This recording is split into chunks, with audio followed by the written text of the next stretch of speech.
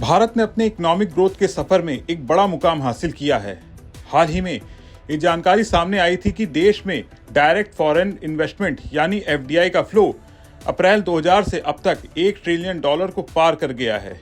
ये उपलब्धि भारत की अर्थव्यवस्था के बढ़ते कद और ग्लोबल इन्वेस्टर्स के बढ़ते भरोसे का सबूत है। आंकड़ों के मुताबिक भारत की जीडीपी का कुल आकार करीब $4 ट्रिलियन है, जिसमें 2024-25 की पहली तिमाही में 42.1 अरब डॉलर का एफडीआई आया था।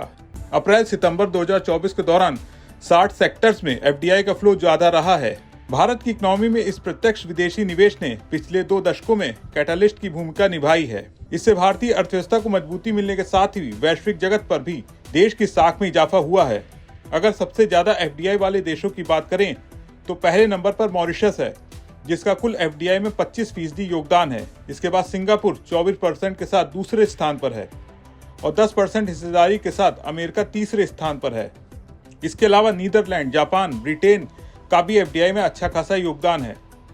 विदेशी निवेशकों को भारत की तरफ आकर्षित करने में मेक इन इंडिया और इकोनॉमिक रिफॉर्म्स की पहल ने अहम भूमिका निभाई है। मेक इन इंडिया के तहत सेक्टर्स में लिबरल पॉलिसीज लागू हुई हैं, जबकि जीएसटी लागू होने से इन्वेस्टर्स का भरोसा बढ़ा है। वहीं कॉम्पिटिटिव लेबर कॉस्ट और स्ट्रेटेजिक इंसेंटिव्स ने भी एफडीआई को बढ़ाने का काम किया है। इसके अलावा ज्यादातर सेक्टर्स में 100% एफडीआई की मंजूरी भी गेम चेंजर बन गई है और स्टार्टअप्स के लिए एंजल टैक्स खत्म होने के साथ ही विदेशी कंपनियों के लिए कॉर्पोरेट टैक्स में कटौती होने से एफडीआई को बढ़ावा मिला है। भारत में विदेशी कंपनियों को जिन सेक्टर्स में सबसे ज्यादा निवेश करना पसंद है, उनमें टॉप पर हैं फाइनेंशियल सर्विसेज, आईटी और कंसल्टेंसी। इसके अलावा कंप्यूटर सॉफ्टवेयर और हार्डवेयर, टेलीकम्युनिकेशन, ट्रेंडिंग और इंफ्रास्ट्रक्चर डेवलपमेंट जैसे फील्ड्स में सबसे ज्यादा इन्वेस्टमेंट हुआ है।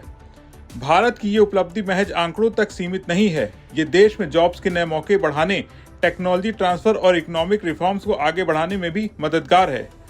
लेकिन इसे बरकरार रख पाना एक बड़ा चैलेंज होगा और ये सरकारी नीतियों को लगातार बेहतर बनाकर ही संभव हो पाएगा।